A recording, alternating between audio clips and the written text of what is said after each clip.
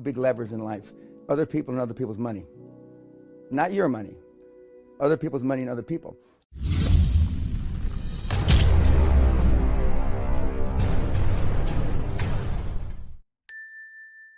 I grew up and I went to kindergarten, grammar school, and but then we moved to the Valley. I got expelled from school. My parents moved to the Valley and bought a house they couldn't afford because my mother believed that it was the environment that was making me bad. I was making the environment bad. So I graduated from high school out here in the Valley. I've been arrested 5 times that I can remember in jail. Okay. Almost all are drunk driving or drinking related. I thought I was, Mike Tyson. This before Mike Tyson. If I had 8 or 10 drinks, all of a sudden I was, I thought I was tough. But I got in a lot of trouble, and in school, the 3rd time that I was expelled from the district, I dropped about a 40 or 50 pound aquarium from the 2nd floor onto my teacher's head. And my dad was a high profile cop, which made it even worse. But when I was in grammar school, in those days, they'd stand me in the corner with a dunce cap. And if I turned around with the dunce cap on, they put me in a closet. And then they call my dad or my mother or both, whoever could get there to pick me up first. And I'd stand in the closet 3, 4, 5 hours, shit myself, piss myself, and wouldn't let me out of the closet. Now just imagine if that was happening in 2019. I'd own the LA City School District. Right. Okay. It'd be a major lawsuit. Correct, a major lawsuit. And so, but I got in a lot of trouble, and I was rebelling against my hard-ass, tough love father. Great Western initially was a drilling exploration company. So we wildcatted for oil and gas in the United States. And then we got into construction pipeline, then we got into refining, and we were in every facet of the oil business except retail distribution through gas stations. And we were in South America, the United States, and in Great Britain. And I took it public in almost 35 years ago on the London Stock Exchange, and it was a big, huge success. And then we acquired 25, 30 companies with the assistance, as I was talking earlier, about other people and other people's money. I convinced the Japanese government, I convinced the Canadian government, I convinced the US government, I convinced the Kuwaiti government, I convinced the Mexican government to lend me money and or buy shares in the public entity.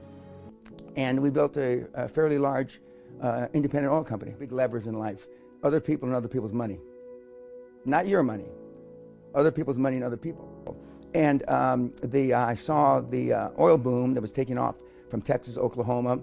They founded oil in the North Sea, which saved Mr. Thatcher's government from bankruptcy because of the taxation on the North Sea oil. And I saw meatheads making tens of millions, hundreds of millions, in some cases billions. And, with the greatest respect, when I took a shit in the morning, I lost more brains than they've got. Okay.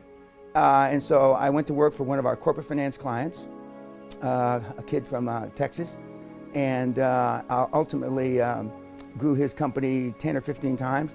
And then I left him, and I started Great Western Resources in 1982, and built it up. And because I understood the leverage of other people's money, I didn't save money in a bank account and get my friends, fools, and family to finance me and then possibly lose that money.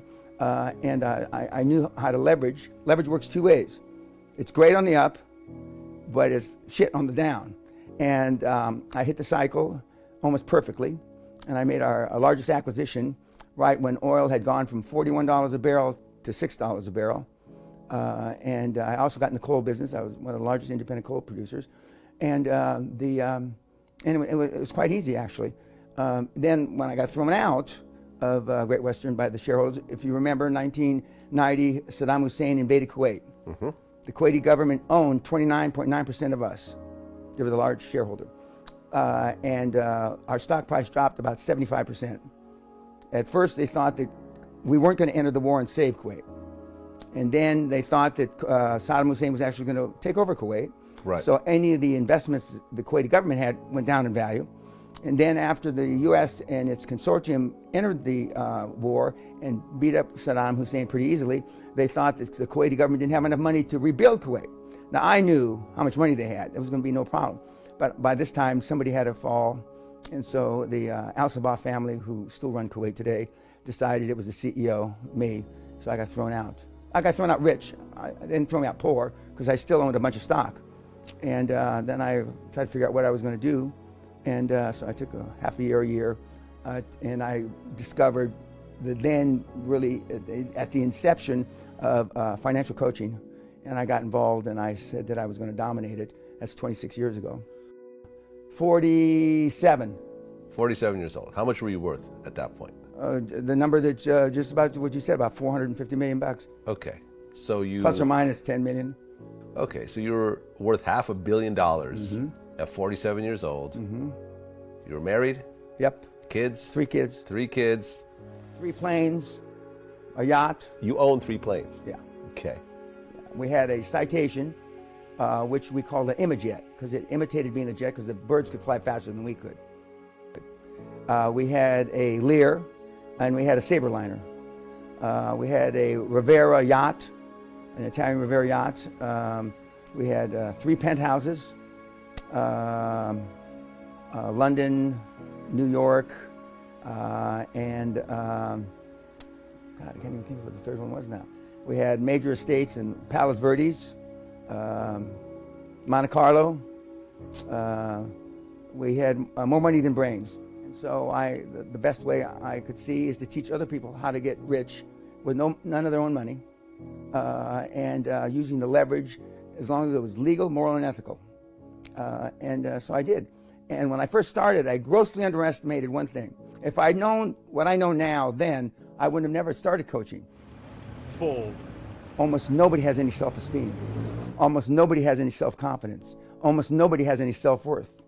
And to do what I didn't know that. And the reason why it was so easy for me is I've got big balls, big mouth, and I'm above average intelligence. That's all you need. And I've been asked at Harvard, Oxford, where I've spoken, balls or brains, Mr. Pena? 50-50. In recent years, I now say 90-10. 90 balls, 10% brains. But it took me a lot longer. The first 8 or 10 or 12 years, I struggled, not because I was broke, but I struggled not giving away, but giving the other person that was on the other side of the audience the confidence to do what I did. And so we've developed the processes, procedures, and systems over the years. And now I have tens of thousands of kids that have done this.